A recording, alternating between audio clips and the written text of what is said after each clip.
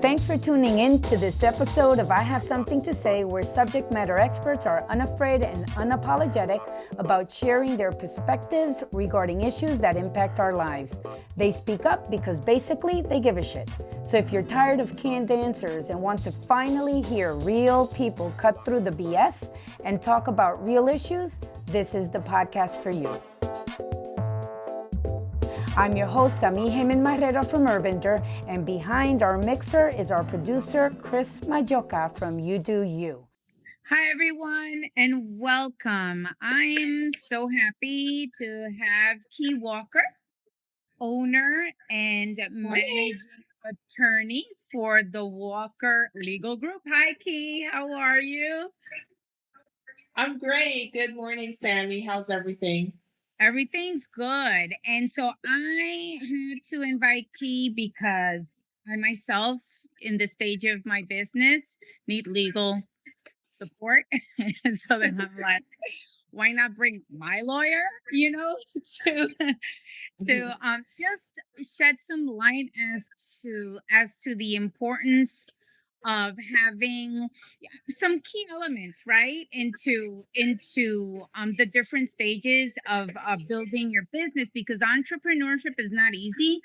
And the more I'm working in other markets with other entrepreneurs, especially entrepreneurs of color, and creating equitable pathways to generational wealth, I've realized that the pain points are the same, and that the problems that we need to mitigate are the same, and that the information or ideas that we need to protect are the same. And so all too often we resort to calling a friend, say, hey, what do you Right. use, as a non-disclosure, or I need an MOU, and don't seek the support of experts, subject matter experts, people that are professionals, in this case, in the legal field. And so this happened to me also with my accountant, right? Where I found my accountant because I got into trouble with the IRS. And it's like, you don't think about these basic foundational elements of support that you need as a business owner as you're starting off and then growing your business. And so thank you, Kye, for joining me today to have this candid Sure. conversation about what that looks like. But I want you to share a little bit about why law. Why did you decide on law, the type of law that you practice, and what you feel is your sweet spot, what you bring to the table when you work with entrepreneurs. Sure. So I have always had an interest in the law as a young child. I'm a litigator at heart. I've always been a litigator, even when I was in school. So it was just natural for me to, head off to college and then head off to law school. So I graduated in 2001. I've been a lawyer now for, it seems like ever, almost 20 years. And Wow. I specialize in litigation, criminal defense, civil litigation. But I do have as another passion just working with small businesses. And the reason for that is because I'm not only a lawyer, but I'm a business owner. Mhm. And I think as a creative, you probably can appreciate this, Sammy, that you've been trained and you have all this expertise in your trade, which for me is law, but no one actually teaches you how to be a business owner. Mhm. And that's something that you kind of learn over time. If you have, this amazing foresight, you will get the training in advance, probably hire a business coach and know what you're doing from the beginning. But I think for the majority of us, unless we did any of those things or have parents who are business owners, you kind of learn it on your own. Mhm. Sometimes the hard way, but hopefully the hard way is not too painful. So that's what I do. That's my passion. I'm very happy to be here with you, so we can talk about things that entrepreneurs can do to make their life easier. Yes, totally. Because that's the thing sometimes. And I speak from experience, and I know you speak from experience too. And Mhm. I think that's the beauty of it, right? When you're talking to an entrepreneur or uh, a legal advisor or an accountant, or Mhm. that can has those lived experiences and can feel that empathy, it makes the world of difference. And I think that's, that's why I always enjoy, knocking on your door and say, I need help with this, because Mhm. anything I tell you doesn't sound off the wall or crazy, or from my lived experiences as a female, as a person of color, also with our Caribbean background. So, we grew up in the Right. Caribbean, and coming to the mainland, the dynamics are different. And so anyway, Mhm. I just feel it helps a lot. And so they're different. So first off, is it wrong to do that? Is it, or is it, like a band-aid, or useful just temporarily to do that? Because that's what we do, right? At the beginning, we say, oh my goodness, I think I need some kind of like non-disclosure, or like a memorandum of understanding, or a contract Mhm. format, or something, and then you call a friend and you say, hey, how did you start off putting together proposals and developing contracts, and stuff like that. And so I don't know. I just feel like most of the people that I know that started from scratch out of need, or they lost their jobs with their businesses, are basically winging it. I know I was winging it at the beginning too. Uh-huh. And so we resort to calling close family or friends, because that's our social capital, right? To find out, hey, can you point me in the right direction? Is that okay to do? What are the risks of doing that, if there are any? Well, And if there's a right time to really seek legal representation of support, when is that? At the ideation stage of your business, when you're just starting, or when you're already like operating a little bit? so I'll start with the first question. And I think this goes across the board. I think Okay. for any industry that anyone, most important thing when starting a business is your circle. All right. So, the people that you the people that you rely on, you want to have this circle that supports you, a circle Mhm. of people that you can trust. When you pick up the phone to call someone that's in your industry, they're also a competitor. So how Mhm. much can you trust the competitor may provide to you? Mhm. You may be reaching out to someone who says, okay, she just asked me for a sample NDA, but I know I paid my attorney, $5,000 to craft this special specific NDA for me, and I want to share that. So it really Mhm. depends on who is in your circle and whether you trust that circle. So Mhm. you certainly want to get a circle that you can trust. With that, I highly recommend doing everything correctly from the onset. Mhm. There are costs that you need to build into your startup because you want to pay the lower amount on the front end as opposed to the higher amount on the tail end when you've made a mistake and now you've got to pay a premium rate. Mhm. So when you're starting your business, there's some key things that I think you want to or should invest in. And one Mhm. is making sure your business is set up correctly. Mhm. And, that tends to be kind of a standard process. And people may think, oh, I'll just form the company myself. I can go online and plug in the information. But depending on the type of business you operate, there are different corporate structures that may work best for you for tax purposes. So you want to see a lawyer, you want to see an accountant at the very Mhm. beginning to make sure you set it up correctly. Because if you don't, you far more in taxes than you need to. You could be running afoul of the laws of your jurisdiction. So you want to make the investment in having an attorney, the advice of an accountant, set up your corporate structure. Mhm. The other thing that I think you want to invest in early on is getting legal advice about the employment and labor legislation. So you certainly want to, if you're going to hire employees or contractors, you certainly want to know what the laws are in your state. You may think you're hiring a contractor and the IRS turns around, or your state tax entity turns around and says, this is not a contractor, this is an employee. So now you owe us $1 gazillion No. in taxes, you know? Wow. So you Yeah. want to be careful. Yeah, you want to be careful. You may, if you terminate your contractor and he or she goes to the Department of Labor in your jurisdiction, and they tell you, well, first of all, she wasn't a contractor, she was an employee. You're defending your wrongful termination administrative case, saying, well, this person wasn't an employee, so I don't have to do these things. And they turn around and say, well, no, she was actually, she was an employee. So now you're Mhm. on the hook for terminating this person if you didn't do it properly.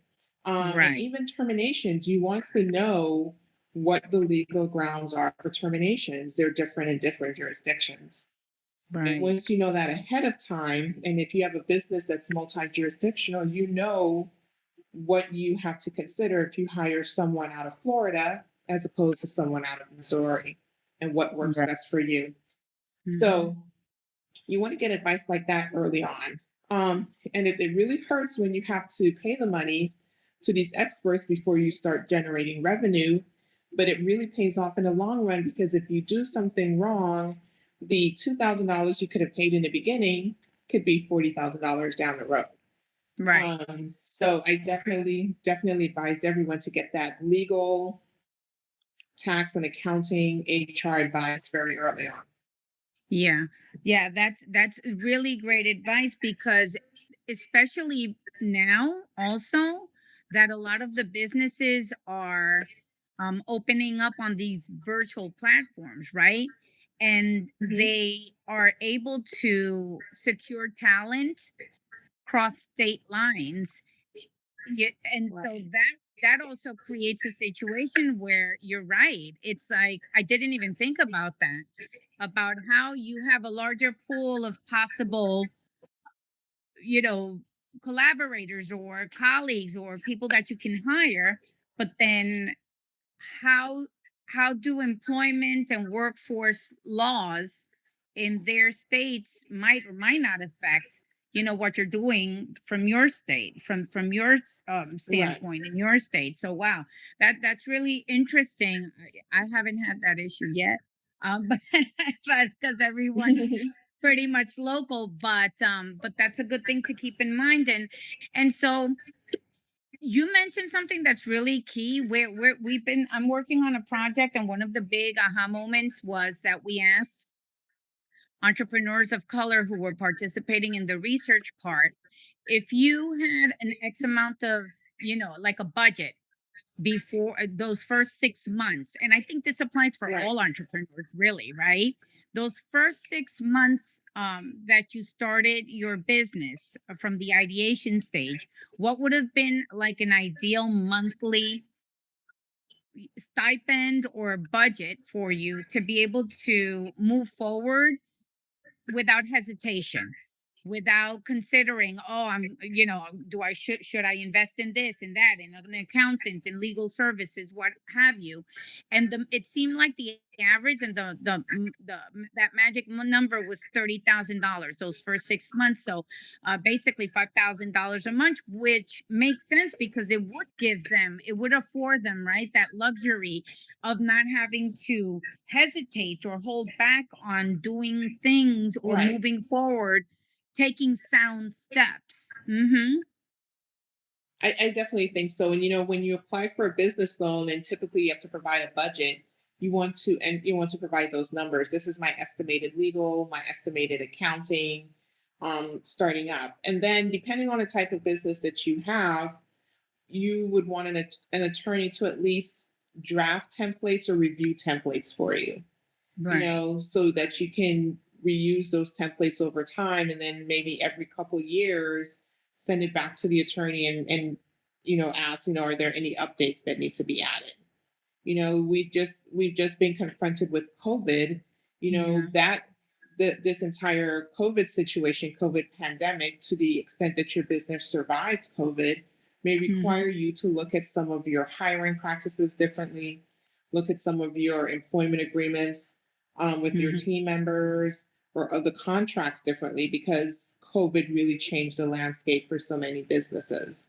And Right. so those are things when once you have these templates created, the laws change over time, things like that. If you have, a very in tune lawyer who emails their clients and says, well, there's been this adjustment to the tax law, you may want to do this, that's great. But you also want to kind of take the lead and reach out, ever so often to inquire, do I need to update this? You know, Right. And that circumstances is have so changed. that Do I need to and that change is this? an Yeah, that's cool. And so that is an option. So for example, I know that when, I started seeking your legal advice, one of the big things was, what have been you using so far? Right? What have you Hmm. been using so far? And I'm like, well, we have like an MOU. We have like an NDA that a friend of mine sent me like years ago, Hmm. we have like this basic agreement, format. Right. It's really not a contract, right?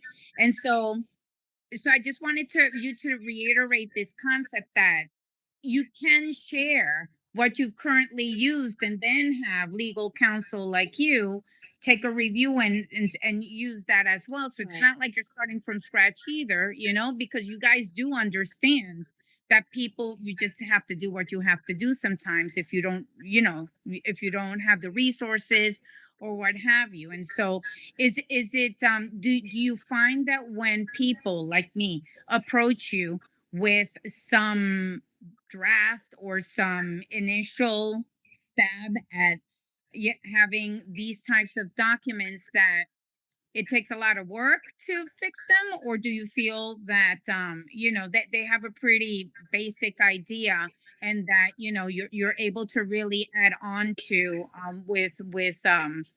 with more current information or guidelines that they might have missed? Like, so what is that experience like on your end? I'm curious.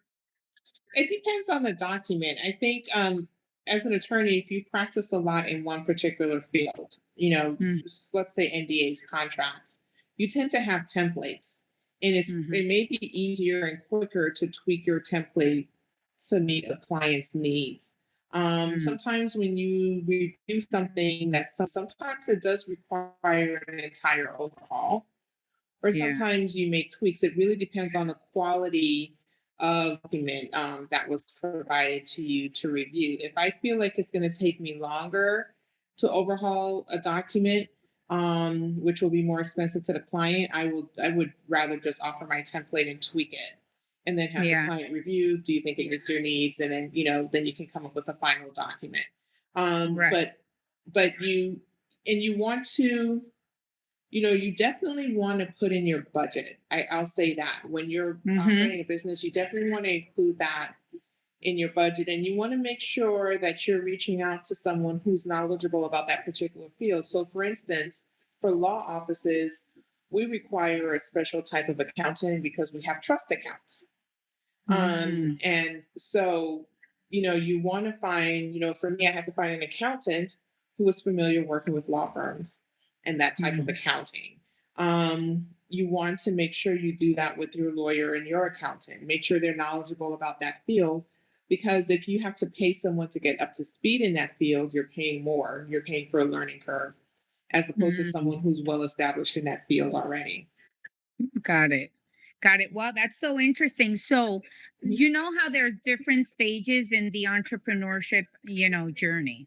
And so it would be, let's go over each stage and see what are some basic legal Sure. elements or support that people should take into consideration to start off or to continue on the right foot, right? So let's start Okay, sure. with with the ideation stage. So I have a great idea, or I just lost my job and I'm like, screw it. I've been in my industry for 12 years. This is what happened to me, for example, when I first started, right? I'd been in my industry for 11 years. I got laid off during the last recession. And I'm like, I'm just going to start my own business because I think I'm all that in a bag of chips, right? And I used to manage people, Mhm, and I used to, but it's other people's people, right? And other people's mhm. budgets. But you really think, right, that you have it all together and are able to do this like Right. that. And then all of a sudden you're caught up in Wow, running a business. And so, what are some of like key documents or key support, legal support that should be factored in during the ideation stage of a business when you're just starting and you're trying to figure out what your offerings are going to be, whether it's a product or service? Well, first, I would say if you're working with clients, go ahead and make that investment in getting a template created for your client agreements. If you as a creative, I would want to make sure you have great terms, payment terms. You would want to include the language that protects your intellectual property. So you want to make sure that you have a great client document. You just need the one document that you can tweak if you need to fit different clients. If the price is Okay. different for a certain client, or the length of the engagement is different for another client, but you want to have that basic template, because that's where your bread and butter is going to come from. Mm-hmm. You want to make sure you have the language in there that, this is what happens if you don't pay me on time, of course. So you want to make sure you make the investment in that document. If you're going to have to deal with taxes, so you want to make sure you hire an accountant and Hmm. get the upfront advice as to your corporate structure. Hmm. Um, and then make sure you have the processes in place in your business so that the information gets to the accountant in time, and you everything needs to be done for filing your taxes, paying your taxes, whatnot. So for the startup stage, that's what I would highly recommend. If you know you're going to have employees and contractors, you want to have those agreements set up as well. That's great. Okay, cool. And so I know that it's really hard because they're good lawyers and they're not so good lawyers and whatever, And so, but some kind of a range just to give us an idea of what that investment might look like, because it also depends on how complex your business idea or your startup is, right? And if it's a product, if it involves distribution, if you need insurance, and there's so many other elements that could factor in. So something that's not as complex, what would be like a average cost for that type of initial investment, or something that's pretty complex? So some kind of a range just to give us an idea for Well, someone it that's. would really it would Mhm. really depend on the lawyer. It would depend on where you are. The different markets have different rates, and it Got it. depends on how the lawyer bills you. What I would invest in is a consultation with a lawyer. Okay. So you could pay a lawyer for a 1 hour consult. You'll get paid. They'll charge you likely their hourly rate, and then Okay. you talk to them, and then you ask them what would I'm this is what I'm thinking of doing. What would I need to start my business off correctly? I think in when it comes to business formations, that's generally a flat rate. I think a lot of Okay. lawyers charge a flat rate for that. When it comes to templates and documents and maybe employees policies, how much would you charge me for a package? If you're going to Hmm. charge me by the hour, what's your estimated hour? So I hate to provide a range because it would No, really that makes vary. sense. But But but you're yeah, these are guidelines, but right? This is yeah, but great. definitely invest in the consultation, because the consultation with the lawyer will tell you what you need to know. And you can ask the lawyer questions, about when would I need to do this? Do I need to do this right away? What do I need right away to get started? And that's how I Yeah. would approach it. That's great. Okay, good. So I wouldn't have even thought about just paying for Mhm. like a consultation. And we all know that's not going to break the bank, right? And so Right. just, It shouldn't. just it shouldn't, right? But yeah, It in the shouldn't. sense, I mean, if you pay just for one session, but then you get like your next steps, it'll help you even plan for covering Right. those expenses, even if it means, okay, now I have a ballpark, I need to get this document, that document, an accountant, and then you have all of the information to create the budget and say, well, Right. I then need to either get a loan or keep on working at my current job until I save enough money, and then you can plan, make a sound plan to get you where you need to be. That's really great. Right. Now, what Or we're talking. or even ask the attorney for a payment structure. I'm going to Uh-huh. need the corporate formation right away, but I'm not going to need the employment agreements right away because I'm not going to hire employees for Hire another six anybody. months. And then maybe you can, negotiate a payment structure with the lawyer, because when you think about it, If you Mm-hmm. came to me as a client when you were initially starting up, the Mm-hmm. lawyer also wants to build a relationship with you, right? Right. Because the lawyer is like, if her business succeeds, she'll continue to keep me as a lawyer. And whenever she Yeah. needs legal help, I'll get Yeah. it. Other she'll refer me to other people. So we want you to succeed. We want your business to succeed, and we're Yeah. looking to form a long-term relationship. So you can Yeah. also approach it from that angle. What Mm. do I need to start up? What do I need to keep you, engaged in helping me build my business? That's awesome. Okay, great. Mhm. Thank you for those sound bites because it helps, right? Sometimes you're Mhm. like, okay, I'm here in this law office. It could be intimidating for some people. I know I'm intimidated, not by you because we know each Mhm. other, but you know what I'm saying? It's like you're starting from Mhm. scratch and you don't even know what to ask. And so I think this is very helpful. Now, there's some Mhm. companies that are in growth mode. And sometimes to be able to grow, you need to, how do you say, expand your bandwidth by collaborating with others, by subcontracting other companies, by partnering up. And so what does that, like, what comes into play from a legal standpoint in that stage of the business, right? When you're or when you're looking to um how do you say, incorporate new products and services and have to deal with like a distributor, you know what I'm saying? And so then what, when you're in growth mode, what other things aside from the hiring agreements, when you're trying to onboard people, do you think that might be a good idea to start looking into as well from a legal standpoint? Oh, definitely, especially if you're creative, because you want to make sure that you protect your work product and you Hmm. protect your creative ideas. Hmm. And if you're working with a major distributor or a very well established company, they already have contracts, um, that they use that protects their interests only 9 times out of 10, right? So, Right. you want to, this happens a lot. You'll have a smaller business owner who's about to enter into an engagement with a larger, more well established company. And the company gives them the agreement and they're like, okay, great. And they sign it. So, you always want to take that to someone to review. You don't want to be Mm. locked into something that only benefits this other party. If you're joining, creating a partnership with someone or somehow engaging with someone, you want to have some sort of document that outlines the expectations and responsibilities of each party. You want to look at non, this doesn't work out. You can't run off with my clients that I had before we did this. So you want to have protections in place for all of that, because what you see as a potential expansion could ruin your business if you don't have the right documents in place. Right. Yeah. And also to avoid them becoming, how do you say, a victim, right? Falling prey to Hmm. predatory practices, or Definitely. yeah, especially if there's no, you know, trust built into the business exchange. You want to make sure that you're protected. So that makes a lot of Right. sense.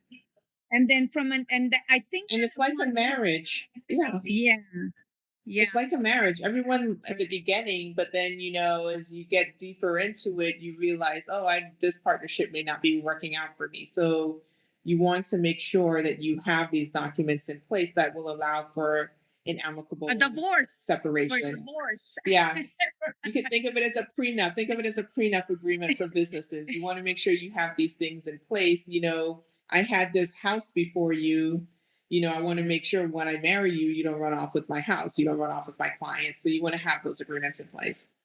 Right, ahead of time as you grow and also Right. as you expand, right? Because that's part of that experience too, in scaling, Definitely. and scaling your business. And so so then many times we seek out, for example, opportunities or access, or resources that provide you access to capital, or you're pitching an RFP, for example, let's say a government RFP, and it's like this massive, you've seen them. They're like these Hmm. massive documents, and you're like preparing the proposal and just trying to, you know, dot all the I's and cross all the T's and make sure.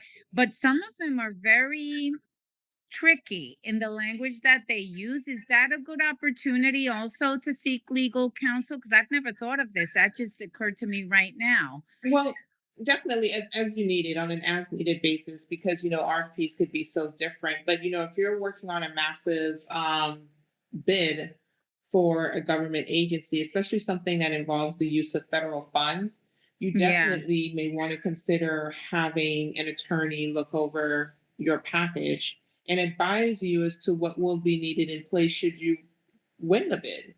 yeah, So there's definitely certain requirements, especially here in the Virgin Islands. We come across it a lot because we've had hurricanes and then we got hit with COVID. So there's all these federal disaster recovery dollars floating around. I'm sure it's the yeah, same thing in Florida. And you yeah, want to make sure you're following the different rules and regulations that are required. yeah, So yeah. So that certainly want to do that. exactly. So you don't get into a bind also, because the thing is, you want to make sure that you're aligned with all of the specifications and criteria, especially with fulfillment. So that way they don't come back to get you, to get you Of course. basically, right? And then Yeah. the information you provided is accurate as well, because if you're providing it to a government agency, sometimes you have to sign off at the bottom that says, I certify that Yeah. everything in here is completely accurate. That comes with penalties if it's not completely accurate. So you want to be careful with that Yes, and that's seek that's advice really about that. Mhm. yeah, that makes a lot of sense. Okay, great. And then, of course, when businesses are in their maturity stage, they've been around for years, they've already scaled, maybe have, several storefronts, I don't know, that they're already grown and are robust and they're kicking ass and they're doing great, but the owners are reaching a certain level of maturity too and might want an exit plan. So, what does that look like, and how, or maybe they're going to be acquired by somebody? That's another possibility, right? Acquisition. So, how far along, or how much lead time should you start thinking about your exit strategy for your business, whether you're going to sell it, or pass it along to a family member, I don't know, make it public, all of that stuff, all those possible opportunities that might be an option. If you want it to happen smoothly, I would suggest a year in advance. Okay. Because if you're planning your exit, you've scaled your business, you're thinking of moving on to retirement or just, want to travel the world, whatever it is that you want to do, you want to Mm-hmm. think of succession planning. If you sell the business, you definitely want an attorney representing your interest for that sale. If you're going to keep the business and have someone else run it, you want to have agreements in place with that employee. Mm-hmm. Um, and then you want to make sure that you're protected. If this person you entrusted with your business isn't running it well, what you want to have some language in there that allows you to come back in and save it. So you definitely want to think of all those things. And the reason I say plan it a year in advance is because if you're thinking of selling your business, then you want to make sure you've scaled it in a certain way, prepare things in a certain way, all your documents are in order for a successful sale and closing. Mm-hmm. If you plan to just have a successor in your business, you want to make sure you've identified the right person and start Mm-hmm. thinking about the level of control or connection you want to maintain after you have exited. It may not be a complete Mm-hmm. exit. So Yeah. you want to build all of that in. So I would say a year in advance, if you could, Okay. is Yes. ideal. Mhm. Yeah. Okay, good. Because that always helps to know what your next plan is, your next move is too. Or also if you're like transitioning into a different role, like you could still have some kind of connection, but like, for example, I always say in another 10 years I'm hopefully going to be doing speaking engagements right around the world, or Mhm. even for office or something like that. But but what does that look like? Can you run for office and still run a business? We saw how sticky that got these last four Right. years, Mhm. right? Exactly. So, just to be a responsible corporate citizen too, right? Of So, course. yeah, and so reputation's a big thing. You don't want people to be looking at you sideways, like, what the hell are you doing over there? Yeah. You know? What did you just do again? Definitely. Well, Yeah, the further ahead, that you plan for these things, the smoother it should unfold for you. okay, cool. I would agree Perfect. with that. And Mhm. that's awesome. So anything that you might want to add, like some key takeaways, that we haven't covered, or that you're like, Sami, you forgot this, or you also, Uh-huh. that you would advise, that you're very forthcoming in advising entrepreneurs from a legal standpoint. Just don't undervalue the importance of having the right advice early on, not just for lawyers, but for your accountant, for your business. You definitely want to go to whatever trade events, avail yourself of whatever webinars. There's tons of free resources that are available that you can, obtain advice from. And Hmm. once you're starting a business, especially in those early stages, it really does become your life. I found with me that my circle changed. I really wanted to have conversations with people who were running their own businesses. How did you balance your personal life and your business? Where did you get your great tax advice from? What about tax planning? So you find yourself seeking out these conversations, and you end up developing relationships with people who have the same shared interests. So I Hmm. think you should definitely be open to that, and just immerse yourself in the world of being an entrepreneur and running your business. So that would be my lasting words and advice to any other budding entrepreneur. Great. Thank you so much, Key. I think this has been like amazing conversation, and I think that it provides some very practical advice, so people can figure out what stage am I in.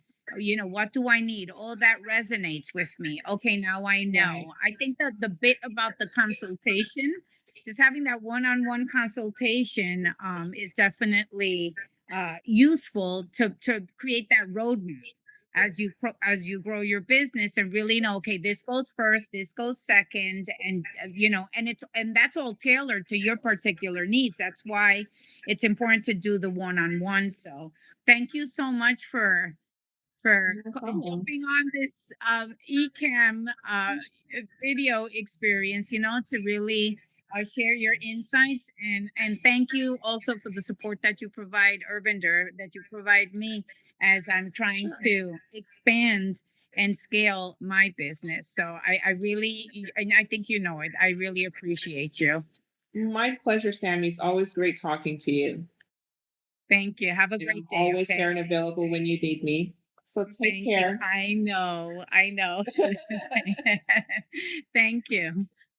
All right. Take care. You too. Bye. Bye bye. This concludes this episode of I Have Something to Say. We want to thank you for tuning in. Don't forget to tell your friends about us. We're on Spotify and iTunes as well. There's more to come next week. And remember, if you have something to say, it's time to speak up.